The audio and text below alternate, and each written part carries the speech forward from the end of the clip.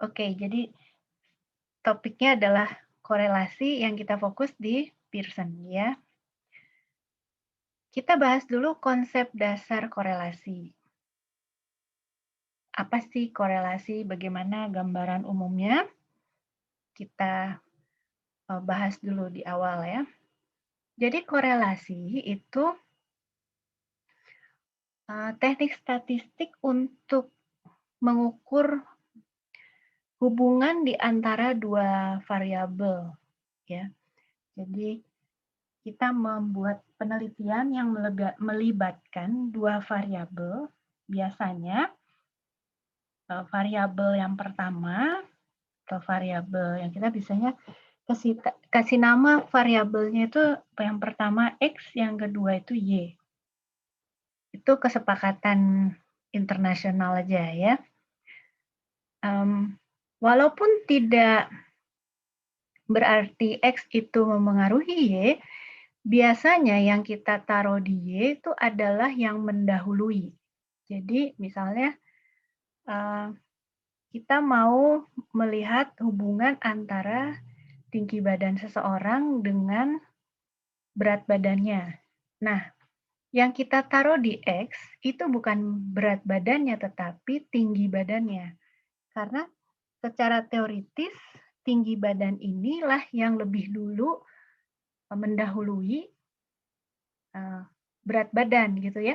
Jadi bukan berat badan akan membuat tinggi badan, enggak kan? Biasanya kan orang lihat tinggi badan dulu. Nah, dari tinggi badan itu kemudian kita ukur berat badan. Nah, jadi tinggi badannya itu X, bukan ditaruh di Y. X, lalu yang Y-nya itu adalah berat badannya gitu ya. Bukan sebab akibat. Nah, ini contoh lagi. Kalau seorang peneliti ingin mengetahui apakah ada hubungan antara konsumsi gula dan tingkat aktivitas anak prasekolah, nah ia bisa mendapatkan data dengan observasi ya atau melakukan tes, kemudian menganalisis hasil pengamatannya melalui uji korelasi. Nah, kalau kita lihat di sini, apakah ada hubungan? Ini pertanyaan penelitiannya kan? Apakah ada hubungan antara konsumsi gula dan tingkat aktivitas anak prasekolah? Nah, berarti yang menjadi X yang mana? Konsumsi gula atau tingkat aktivitas? Mana yang mendahului? Mana yang kita bisa tentukan sebagai X? Yang konsumsi gula atau tingkat aktivitas? Menurut Anda yang mana?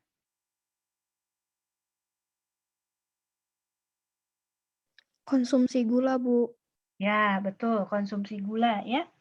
Konsumsi gula ini menjadi X-nya dan yang tingkat aktivitas itu menjadi Y-nya karena yang mendahului itu adalah konsumsi gula gitu. Walaupun bukan berarti konsumsi gula ini memengaruhi tingkat aktivitas. Ya, bukan itu, tetapi mau melihat apakah ada hubungan atau tidak. Nah, kita lihat contoh datanya. Nah, ini adalah data dari penelitian tersebut ya. Ini asupan gula, ini tingkat keaktifan. Nah, kita mau melihat apakah kalau asupan gulanya itu sedikit, maka tingkat keaktifannya sedikit juga ya.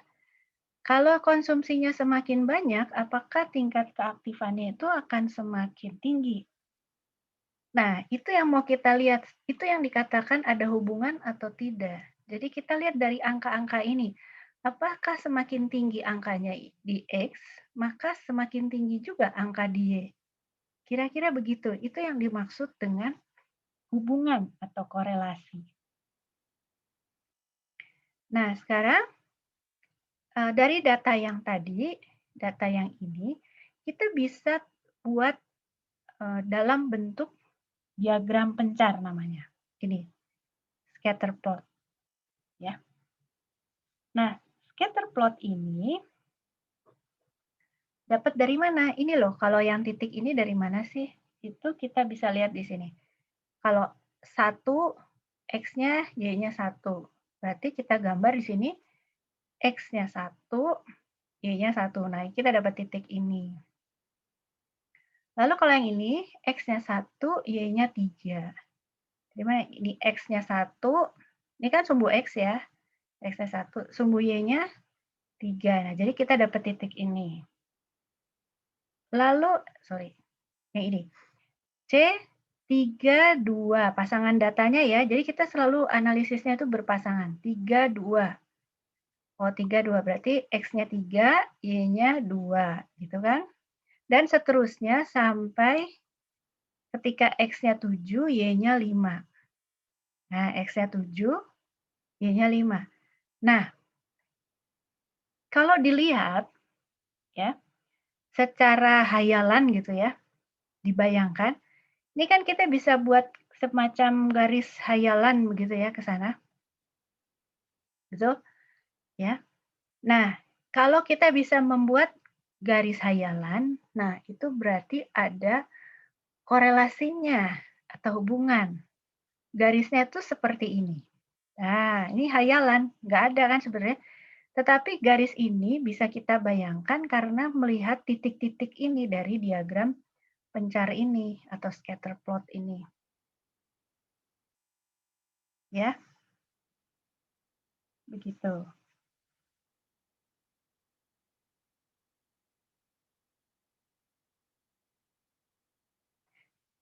Nah, sekarang bagaimana karakteristik hubungannya? Kalau arah hubungannya itu bisa dua macam, ya. Ini karakteristik yang pertama. Jadi ada arah. Arah hubungannya itu bisa positif, bisa negatif. Kalau positif, maka kalau yang X naik, Y-nya juga naik, ya. Arahnya bareng. Kalau X turun, maka Y turun. Itu yang hubungannya positif. Jadi contohnya seperti yang ini. Kalau X-nya semakin besar, Y-nya juga naik gitu. Ya, garisnya jadi gini nih. X-nya semakin besar, tadi kan 7, ini naik ya. Nah, ini arahnya positif. Ya. Kalau yang arahnya negatif, itu kebalikan. Kalau X-nya naik, Y-nya turun. Ya. Jadi kebayang ya, turun gitu. Jadi bukannya naik, tapi turun dari kiri atas ke kanan bawah gini. Ya. Ini contoh yang naik, ini contoh yang turun. Nah, ini kalau yang turun begini, ini hubungannya atau korelasinya itu negatif. Ya, jadi kalau X-nya semakin besar, Y-nya tuh semakin kecil. Gitu. Kebayang ya garisnya ya, positif gini, negatif gini. Ya. Nah, sekarang coba pikir. Kira-kira hubungan antara suhu udara dan suhu minuman yang laku terjual tuh hubungannya positif atau negatif?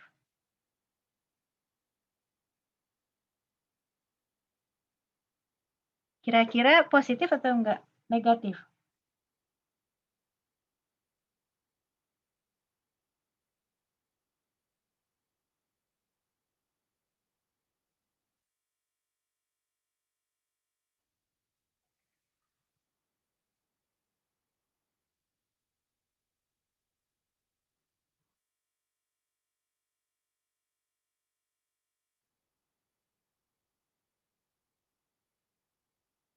Yuk, menurut Anda positif atau negatif?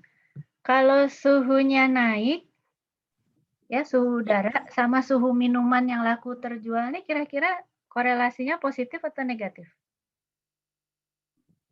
Positif, Bu. Positif, jadi kalau gitu semakin tinggi suhu udara, suhu minumannya juga semakin tinggi, gitu nggak?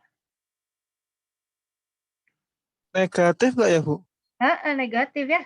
Kalau semakin tinggi suhu udaranya, kita semakin cari suhu minumannya semakin ke bawah gitu kan ya. Kayaknya kalau kita lagi sumuk-sumuk gitu nggak ada yang pengen kopi panas gitu ya. Betul ya? Maksudnya Kenapa? Maksudnya? Itu suhu minuman yang laku terjual maksudnya gimana, Bu?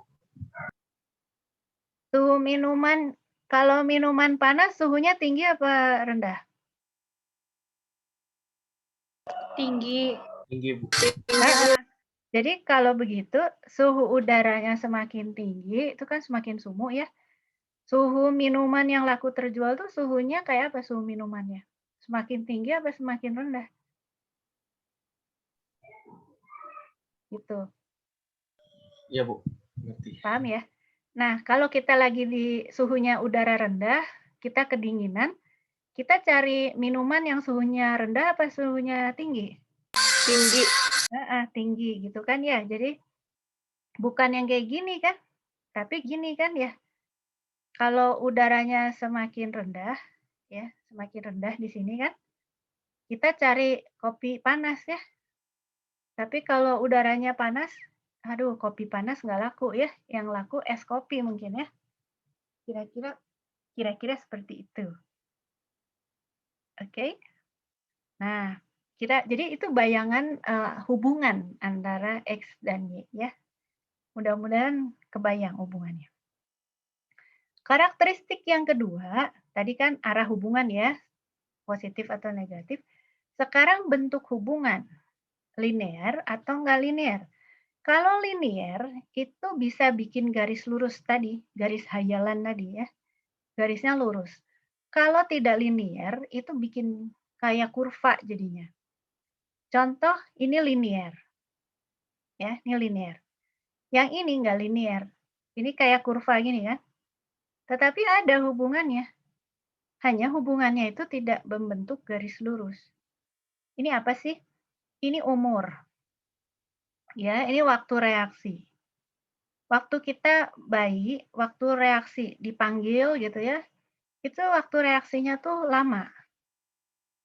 Tetapi semakin besar, waktu reaksi yang diperlukan untuk merespons kalau dipanggil itu lebih cepat. Ya. Kemudian semakin remaja, masuk usia remaja, itu waktu reaksinya tuh paling cepat. Ya. Benar kan? Kita tuh waktu remaja tuh reaksinya cepat banget. Nah, makin tua, waktu reaksinya tuh semakin lambat. Kamu bisa bayangin opa, oma tuh lambat sekali ya reaksinya kan? Nah, itu umurnya naik, reaksinya tambah lama. Nah, ini ada hubungannya kan? Ada hubungan waktu reaksi sama usia, hanya hubungannya itu tidak berbentuk garis lurus. Jadi melengkung begini, ini tidak linier. Ya, lini itu artinya garis. Oke. Nah, karakteristik yang ketiga itu adalah derajat hubungan. Jadi tadi karakteristiknya kan arah, ya, terus bentuk, ya, linear atau enggak. Sekarang derajat. Derajat tuh tingkatnya.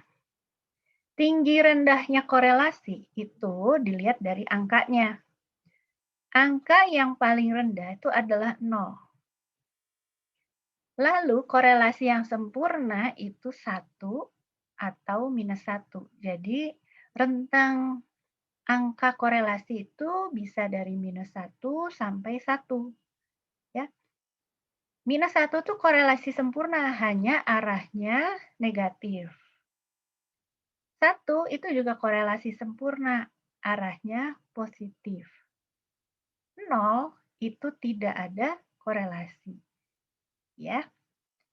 Nah, kalau begitu, coba saya iseng bertanya. Mana korelasi yang lebih kuat? -0,8 dan dibandingkan dengan 0,5. Mana yang lebih kuat korelasinya? -0,8. Ya, betul. -0,8 itu korelasinya lebih kuat ketimbang 0,5. Hanya arahnya negatif. Gitu ya. Jadi kalau X-nya naik, Y-nya turun. Gitu ya. Oke, bagus. Nah, sekarang kita lihat ini. Gambar ini. Ya. Mana korelasi yang paling kuat? A, B, C, atau D? Yang mana? Korelasi yang paling kuat yang mana? Yang A. Yang A? Yang A, Bu. A, oke. Yang lain yang mana? Oke. Yang C, Bu. Yang C, oke. Ada A, ada C. Yang lain ada lagi nggak? C, Bu. C. Ya, kok ada lagunya ya? Boleh juga tuh ya. Yang betul adalah C. Ya. Kenapa? Ini paling kuat. Karena ini korelasinya sempurna. Ya, -1. Nah, semakin bisa lurus begini, ya, itu semakin sempurna. Kalau begitu, yang nomor 2 sempurna yang mana? Di bawahnya ini, tapi tidak sekuat ini. Yang mana korelasinya? Yang Yang A, betul ya. Ini Yang kita A, bisa Bu. bikin garis. Ya, tetapi karena ada jarak-jarak ya yang tidak persis membentuk garis, maka ini tidak sekuat ini korelasinya. Jadi urutannya C terus A. Habis itu yang mana? B. B, betul. Ya, ini korelasinya lebih lemah daripada ini. Ya, karena ini lebih kemana-mana gitu titiknya.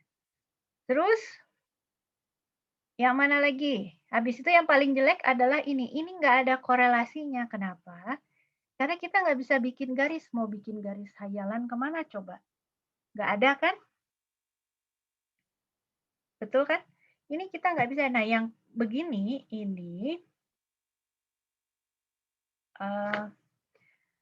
ini nggak bisa dicari korelasinya. Oke.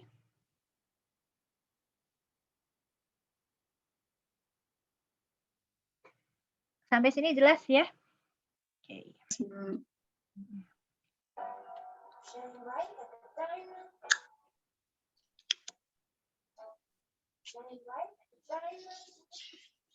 Siapa tuh? Garis menurun ke kanan. Ya, A. yakin A.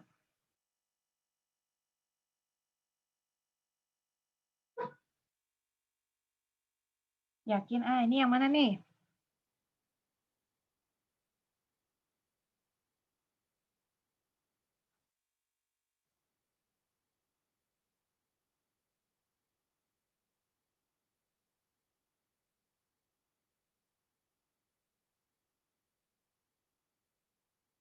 A, Bu. A. Garis menurun ke kanan tuh berarti gimana? Menurun ke kanan. Berarti positif itu. C, Bu. Coba dikasih nih. Ada yang C, oke. Ada yang C, Bu. A. Ada lagi nggak? Ingat ya ini tidak secara tepat loh ya. Jadi dia very loosely ini bahasa Inggris aslinya tuh seperti very loosely ini. Ya. Jadi kalau loosely itu yang kayak apa? Yang kayak gini. Ya, yang mana coba?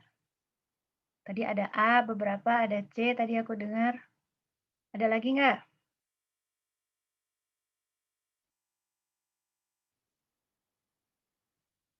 Ada yang pilih? Oh, ini Kavini pilih yang ini. Ya, berarti hanya satu yang benar, Kak Vini. Hore, tepuk tangan untuk Kak Vini. Terima kasih, Kak Vini. Kita tuh kalau mau bikin apa, yang tepuk tangan itu di mana reaksi yang tepuk tangan itu? Kok nggak ada ya?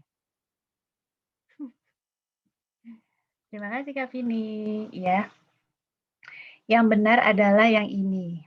Ya, karena garisnya kan menurun ke kanan. Kalau menurun ke kanan itu korelasinya positif atau negatif? Negatif. Negatif kan kalau menurun ke kanan kan begini toh.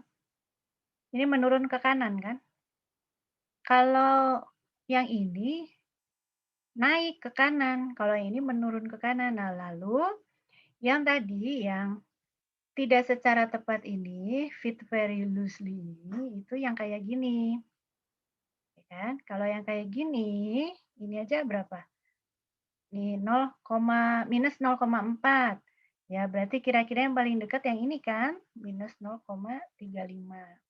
Persis nggak minus 0,35 nggak ada, tapi kira-kira yang paling dekat yang ini.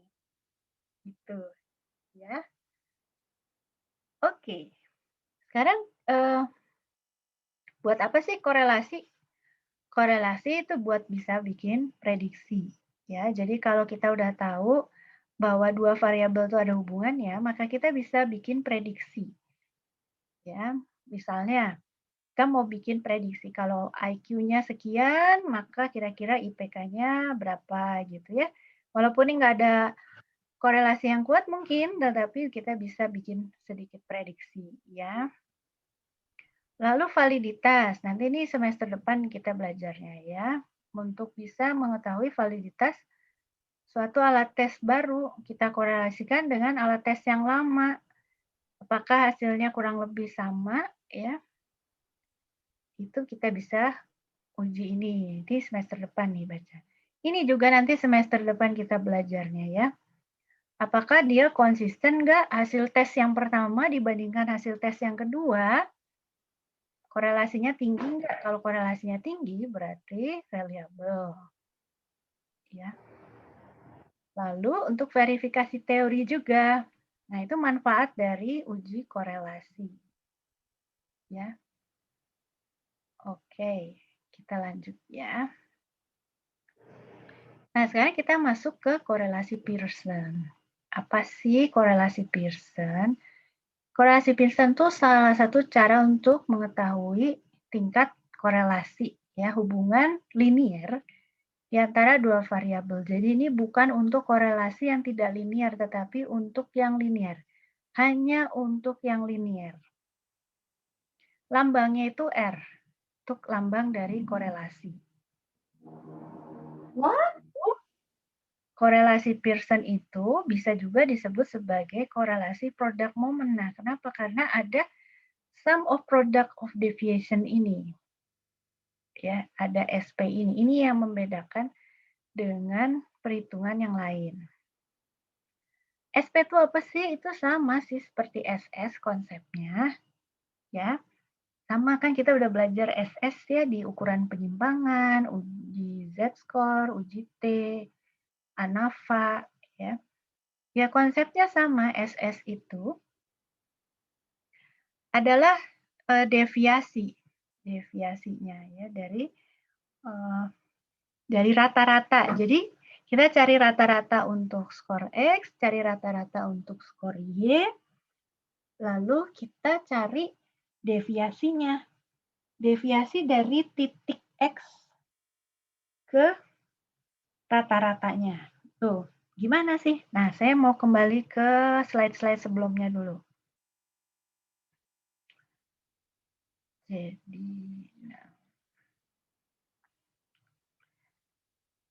nah ini ya. Deviasinya itu maksudnya gimana? Jadi ini adalah rata-ratanya sebetulnya, ya. Ini adalah garisnya sebetulnya rata-ratanya. Jadi mau cari titik ini, deviasinya ke garis ini tuh berapa? Gitu, ya, ke rata-ratanya. Semakin dekat, ya, titik-titik ini, artinya deviasinya tuh penyimpangannya itu semakin kecil. Semakin jauh ya, itu berarti penyimpangannya semakin besar. Nah, yang ini kan penyimpangannya kecil. Ini tidak ada penyimpangan. Ini kecil juga. Nah, ini besar, ini agak jauh. Itu yang dimaksud dengan penyimpangan. Jadi garis imajiner ini itu adalah garis yang paling kecil penyimpangannya dari semua titik-titik ini. Nah, berarti yang ini ada nggak penyimpangannya? Ada nggak? Tidak, Bu. Tidak ada ya. Tidak ada penyimpangan karena semua titik ada di dalam garis imajiner kita. Kalau yang ini ada nggak? Ada ya? Ada kan? Kalau kita buat garis imajiner gini, maka titik-titik ini kan ada penyimpangannya dengan garis kita kan. Nah, yang paling banyak penyimpangannya adalah ini. Kita nggak tahu mau bikin garis kemana, ke sini apa ke sini, nggak bisa. Nah, ini yang disebut sebagai korelasi nol itu. Nah, konsep ini yang kita bahas di ini, ya. Jadi, SS penyimpangannya itu yang kita cari. Bisa ditulis dalam bentuk seperti ini, bisa juga dalam bentuk seperti ini. Ini dua hal yang sama. Kalau SS, ya bandingkan dengan SS kan kurang lebih sama. Ya, ini SS yang lalu kan, yang kita pelajari yang lalu. Hanya yang satu, ini kenapa tidak kuadrat, yang satu di sini X kurang M, kalau kita di sini X-nya jadi Y, bukan X lagi. Jadi makanya ada X dan Y. Gitu. Ya, mirip sama SS. Nah, ini cara menghitungnya ya sama seperti SS. Cara kita menghitung, kita cari rata-rata X, kita cari rata-rata Y. Kita dapat deviasi ya. 1 kurang rata-rata X gitu kan ya. Y juga kurang rata-rata Y. Lalu dikalikan. Nah, ini yang disebut produknya itu. Makanya namanya sum of products ya, of deviation. Jadi produk dari deviasinya itu. Kalau ini dijumlah, jadilah SP ini. Ya. Oke.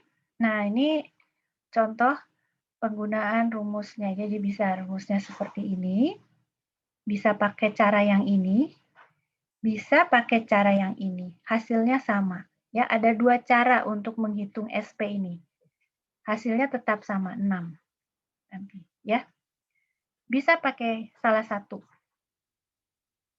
Kemudian bagaimana cara kita menghitung korelasinya? Nah, kita kan korelasi itu mau hitungnya tadi apa? Pakai hitung R ya. R itu SP per akar dari SSX kali SSY. Nah, itu. Jadi ini aja, pegang aja rumus ini. Kita tadi itu ya, data yang tadi kita pindah ya.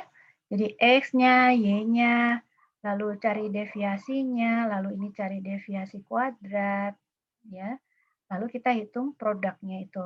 Jadi kita dapat SSX, SSY, dan dapat SP. Nah, kita masukin ke dalam rumus, nanti kita dapat korelasinya. Bisa positif, bisa negatif. Nah, ini kalau 0,875 ini cukup kuat nih. Ya, karena dia mendekati 1. Ya. Oke, ini skip aja.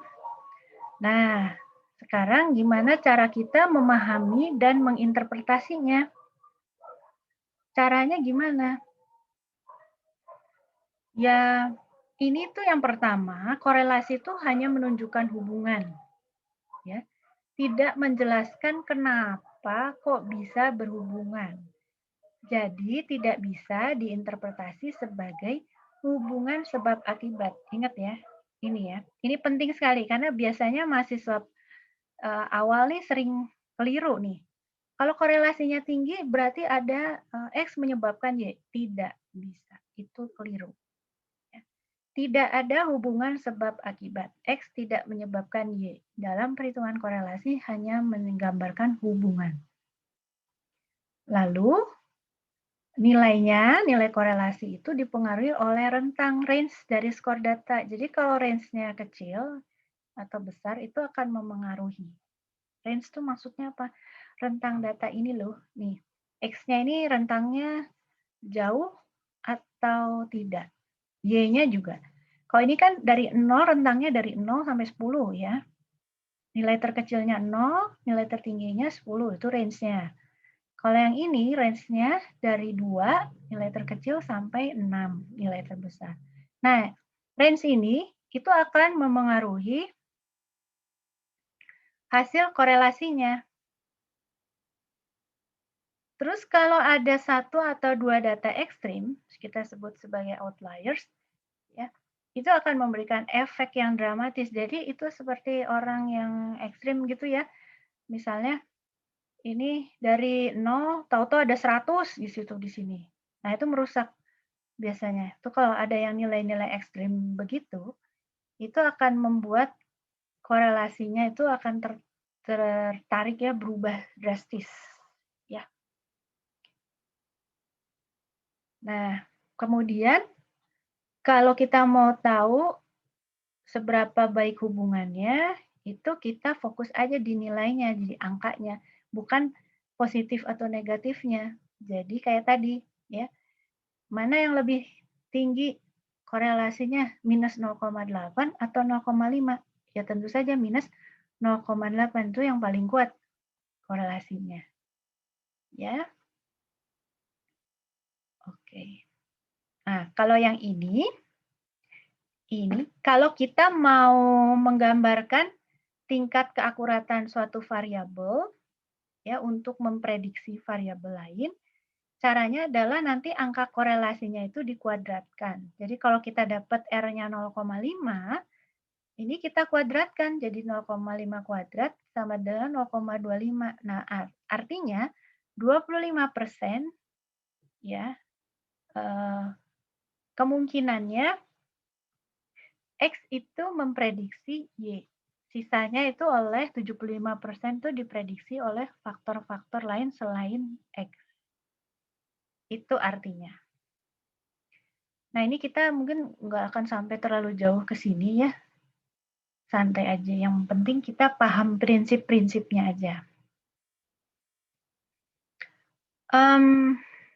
Oke, ini nanti bisa dibaca sendiri. Ya udah diprediksi tadi. Nah, semakin banyak data yang kita kumpulkan, ya itu akan membuat perhitungan korelasi kita itu nanti lebih akurat. Ya. Contoh kalau kita punya data seperti ini dan kita hanya ambil bagian ini saja, ya. Ini kan kita punya data seperti ini. Tapi kalau kita hanya punya data segini, kita bilang ini nggak ada korelasinya, padahal data sesungguhnya tuh seperti ini. Nah, kita akan tertipu. Jadi sebaiknya data kita tuh cukup banyak, sampelnya itu jangan cuma sedikit, supaya korelasi titik-titiknya ini akan lebih menggambarkan kondisi populasi. Atau ini, kita punya data seperti ini.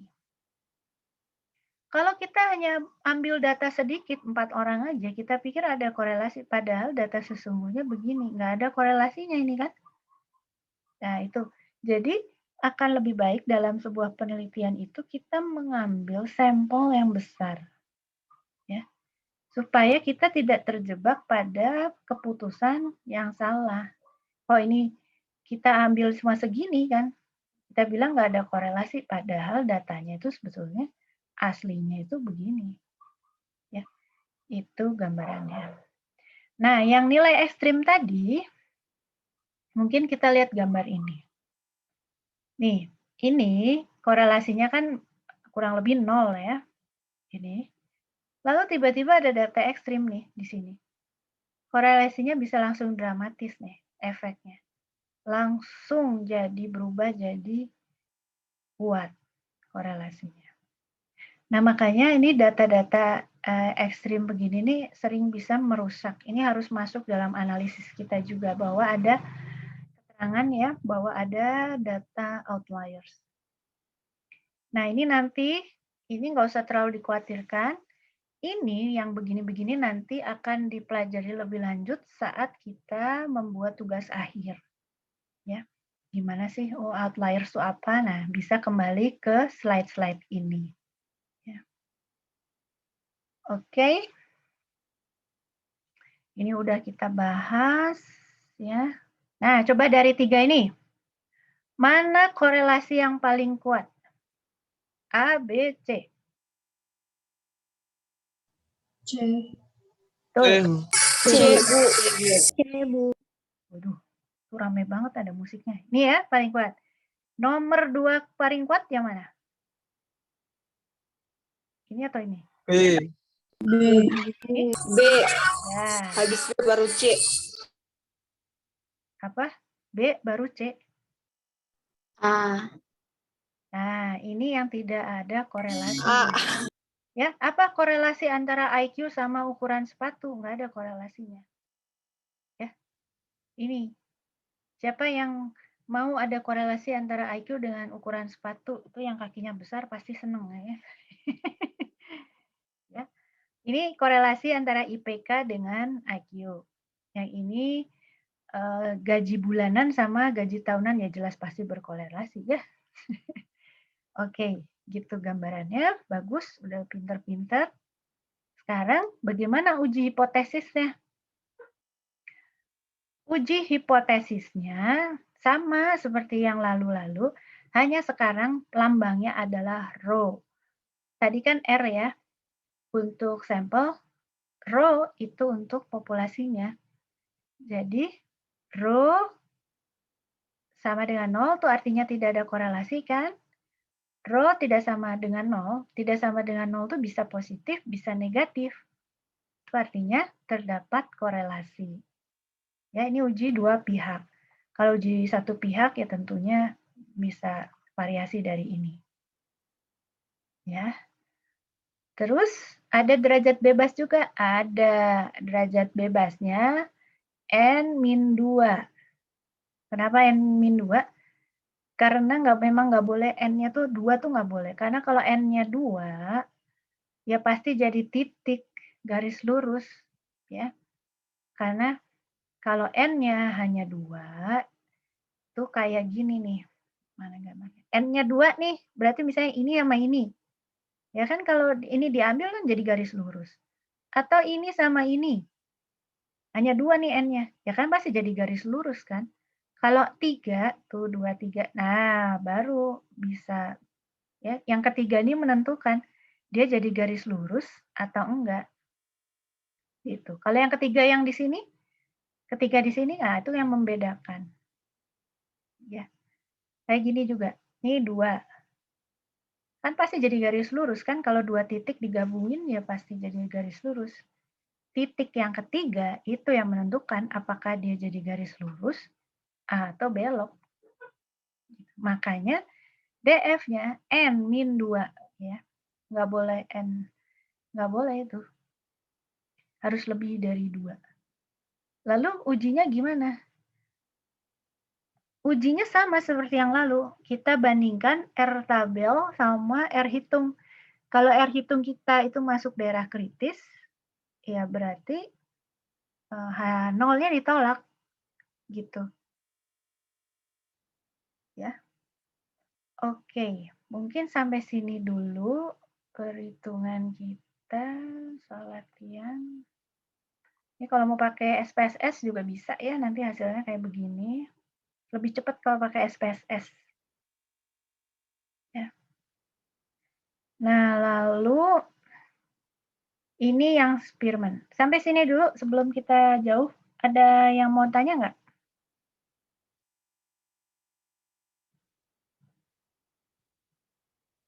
Ini kalau pakai SPSS kayak gini nanti tampilannya seperti ini. Ini bisa dipilih nggak keluar juga bisa. Ya, kayak gini tampilannya. Jadi nanti korelasinya dilihat dari sini. Yang ini, sorry, yang ini signifikansinya, ini korelasinya. N-nya berapa? 5 gitu. Ya. Saya menyarankan untuk pakai SPSS atau alat bantu lainnya. Bisa kita lanjut ya. Nah, satu lagi, ini hanya untuk perkenalan aja, korelasi Spearman. Ya. Kalau korelasinya seperti ini kalau pakai Pearson nggak bisa. Ini hanya bisa pakai Spearman. Jadi kalau tidak linier, ini kan nggak linier atau ini kan berbentuk kurva, ini nggak linier. Ini namanya hiperbola ini. Ini bisanya pakai Spearman. Nah, caranya gimana? Pakai ranking. Jadi data X ini di ranking, Y-nya di ranking. Jadi ini ya, data paling rendah Pak, ini kan jadi ranking 1. Yang ini data berikutnya yang ini rankingnya 2, lalu ini rankingnya 3 kan, ini yang paling tinggi rankingnya 4. Yang ini ranking satunya ini kan, paling rendah, lalu ranking 2-nya ini urutannya gitu kan. Terus ini yang ketiga dan ini yang keempat. Nah, kebetulan sama ya urutannya. Nah, lalu kalau sudah dapat ranking, ya, ini tadi awalnya kalau pakai data mentah titik-titiknya gini, scatter plot-nya, yang ini nih. Ini kalau dibuat scatter plot kayak gini. Sementara yang ini kalau dibuat scatter plot jadi linear nih. Nah, kalau sudah linear begini, lanjutnya gimana? Kita pakai Pearson biasa. Ya. Jadi bedanya dengan Pearson, si Spearman ini hanya di proses rankingnya ini. Selanjutnya sama aja seperti Pearson. Ya. Ini ranking itu proses untuk mengubah data yang tidak linear jadi linear. Gitu. Ya, selanjutnya sama aja seperti Pearson, pakai seperti langkah yang tadi. Ya, nah ini contoh-contoh. Ya, diagram pencarnya. Oke, saya pikir itu aja yang bisa saya kasih sekarang.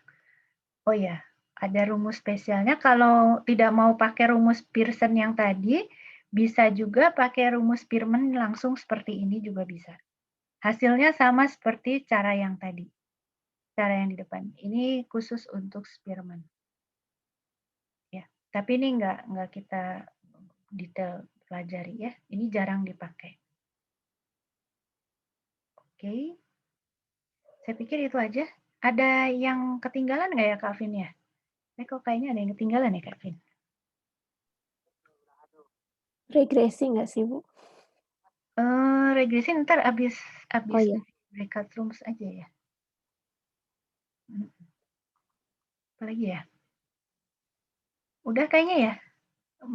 Poin-poin yang perlu disampaikan ada lagi nggak ya Kak Vin ya? Takut lupa. Kayaknya kok kemarin kayaknya kita ada ngobrol apa ya?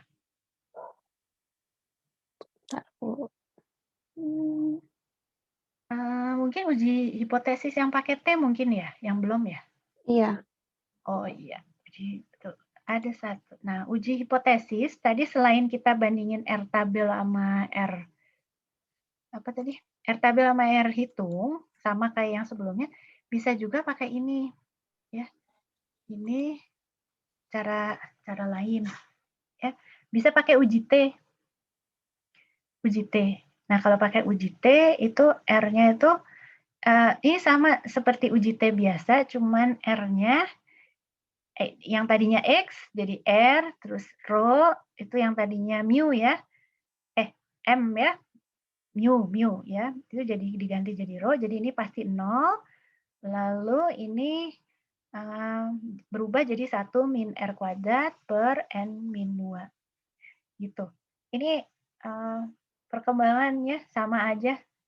Mau pakai ini bisa atau mau pakai cara yang tadi R tabel sama R hitung sama. Ya. Oke, mungkin kita masuk aja ke breakout rooms ya. Ini kita lengkap kan ya? Atau ada yang... Oh, jadi Kak Devri keluar ya. Jadi kita bertiga kah? Oke, kalau kita bertiga berarti kalau gitu yang roomnya Devri saya delete dulu.